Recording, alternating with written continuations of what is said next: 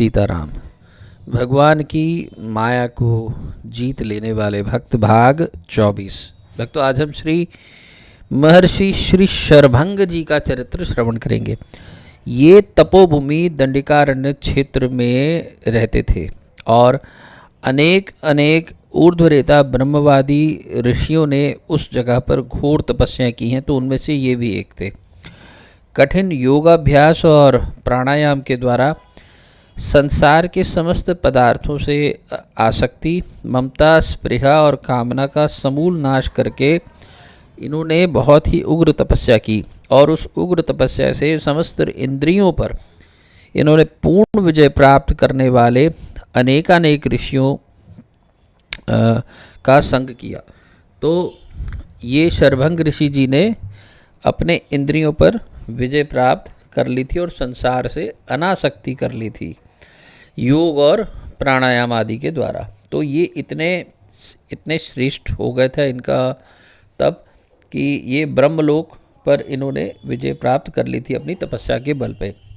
इनकी जो उत्कट तपस्या थी वो उसने इंद्र को भी अपनी ओर आकर्षित किया कि इंद्र इनको लेने आए, कि देवराज इंद्र इन्हें सत्कार पूर्वक ब्रह्मलोक तक पहुंचाने के लिए स्वयं निमित्त बन के आए।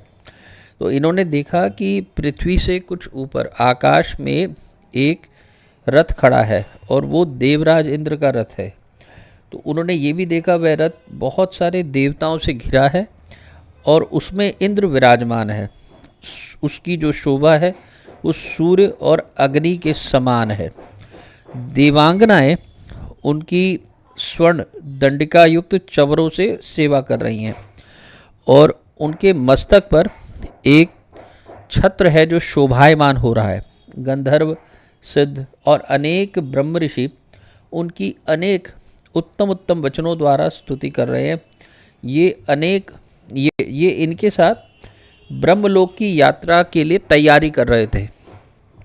अब इनको कहीं से पता चलता है, यानी शरभंग ऋषि को पता चलता है कि भाई इधर तो ब्रह्मलोक जाने की मेरी तैयारी हो रही है, लेकिन ये पता चलता है कि राजीव लोचन कौशल किशोर श्री राघवेंद्र रामभद्र भ्राता लक्ष्मण एवं भगवती श्री सीता जी सहित इनके आश्रम की ओर पधार रहे हैं।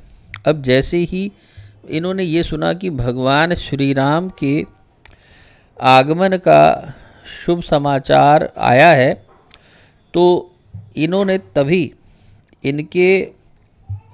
इन्होंने अपने अंतःकरण में भक्ति के विचार को प्रकट किया और इनमें भक्ति का संचार हुआ। उन्होंने सोचा कि लौकिक और वैदिक सारे धर्मों का पालन जिन भगवान के चरण कमलों की प्राप्ति के लिए ही तो किया जाता है, और वे भगवान जब स्वयं मेरे आश्रम की ओर पधार रहे हैं, तब तो इन्हें छोड़कर ब्रह्मलोक जाना तो मूर्खता ही है। ब्रह्मलोक के प्रधान देवता जो हैं वो तो मेरे यहाँ ही आ रहे हैं, तो मैं वहाँ जाके क्या करूँगा। तो इसलिए इन्होंने अपना ब्रह्मलोक तक जाना, जो इनका जो प्रयोजन था वो इन्होंने उसको इंद्र को मना करवा दिया। इन्होंने निश्चय किया कि मैं अब इंद्र के साथ ब्रह्मलोक तक नहीं जाऊंगा। तो अपनी तपस्या के प्रभाव से इन्होंने सोचा कि मैंने जिन जिन अक्षय लोकों पर अधिकार प्राप्त किया है, वे सब मैं भगवान के चरणों में समर्पित करता हूँ। तो इन्होंने देवराज इंद्र को ऐसा बोल करके इन्होंने उसको विदा कर दिया। अब ऋषि शरभंग जी के अंतःकरण में एक प्रेम जनित विरह का भाव का उदय हो गया। चितवत पंथ रहेऊं दिन राती, अब प्रभु देखी जुड़ानी छाती, कि अब तो मुझे प्रभु को ही देखना है। इनका हाल ऐसा हो गया था कि भगवान श्री राम जी की जो अल्पकाल की जो प्रतीक्षा थी वो एक एक युग के समान बीतने लगी। भगवान श्री राम के सामने ही मैं इस नश्वर शरीर को त्याग करूँगा, ऐसा इन्होंने दृढ़ संकल्प लिया और भगवान राम की क्षण क्षण प्रतीक्षा करने लगे। कमल दल लोचन श्याम सुंदर भगवान श्री राम इनके आश्रम पर पधारे। सीता लक्ष्मण सहित रघुनंदन जी को मुनिवर ने देखा, उनका कंठ गदगद हो गया और उन्होंने कहा कि नाथ सकल साधन में हीना, हे नाथ मैं तो सभी साधनों से विहीन हूँ, कीन्ही कृपा जानी जन दीना। आपने मुझे अपना निज जन जान के, दीन जान करके मुझ पर कृपा की है। और भगवान श्री राम को देखते ही प्रेमवश इनके लोचन भगवान के रूप सुधा मकरंद का साग्रह पान करने लगे। इनके नेत्रों से, इनके जो नेत्र थे वो भगवान के सन्मुख तो थे ही, वे अपने प्रेम से इन्होंने अपने अंतःकरण में उनको बिठा लिया। अब सीता अनुज समेत प्रभु नील जलद तनु श्याम, मम हिय बसहु निरंतर सगुन रूप श्री राम। अब भगवान को अंतःकरण में बिठाकर मुनि ने योग अग्नि के बल पर अपने शरीर को जलाने के लिए वे तैयार हुए, तत्पर हो गए। अब योग अग्नि ने इनके रोम, केश, चमड़ी, हड्डी, मांस और रक्त सभी को जलाकर भस्म कर दिया और अपने नश्वर शरीर को नष्ट करके वे एक अलग से तेजोमय शरीर से अग्नि के समान उत्पन्न हुए। परम तेजस्वी कुमार के रूप में वे अग्नियों, महात्मा, ऋषियों और देवताओं के भी लोकों को लांघ कर भगवान के दिव्य धाम को चले गए। भक्तों, हालांकि शरभंग ऋषि जी कह रहे हैं कि नाथ सकल साधन में ही ना, कि मेरे पास तो कोई साधन नहीं, लेकिन ऐसा पहले हमने पढ़ा कि वे तो बहुत योग और प्राणायाम और बहुत उत्कट तपस्या के द्वारा उन्होंने अपनी लौकिक इच्छाओं को नष्ट किया था।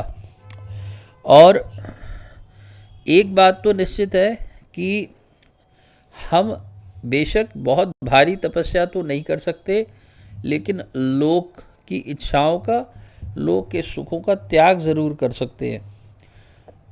When we give up the luxuries of this world and the next celestial world, it's only then it is possible to realize God.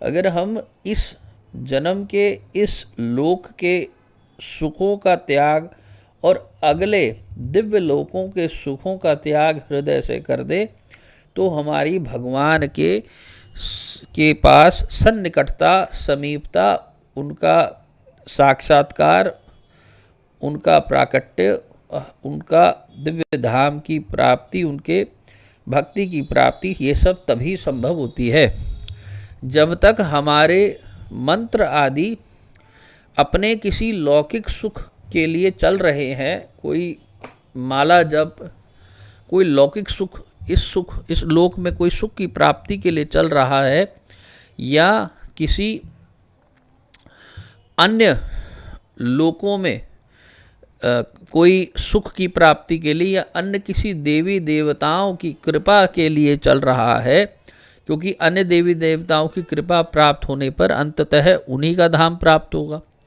तो जब तक वैसे सुख, वैसी इच्छाएं या इस लोक की इच्छाएं अभी भी हृदय में पड़ी हुई हैं, तब तक भगवान हमसे दूर हैं।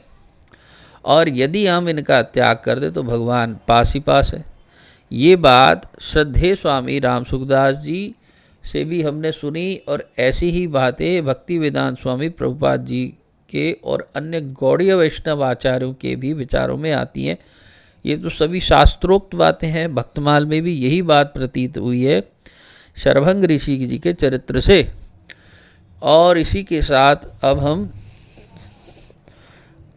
मैं वाणी को विश्राम दूंगा, और अगले भाग में हम श्री संजय जी का चरित्र श्रवण करेंगे।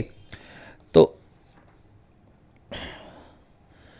तब तक के लिए जय जय श्री सीताराम, जय जय श्री सीताराम, जय जय श्री सीताराम।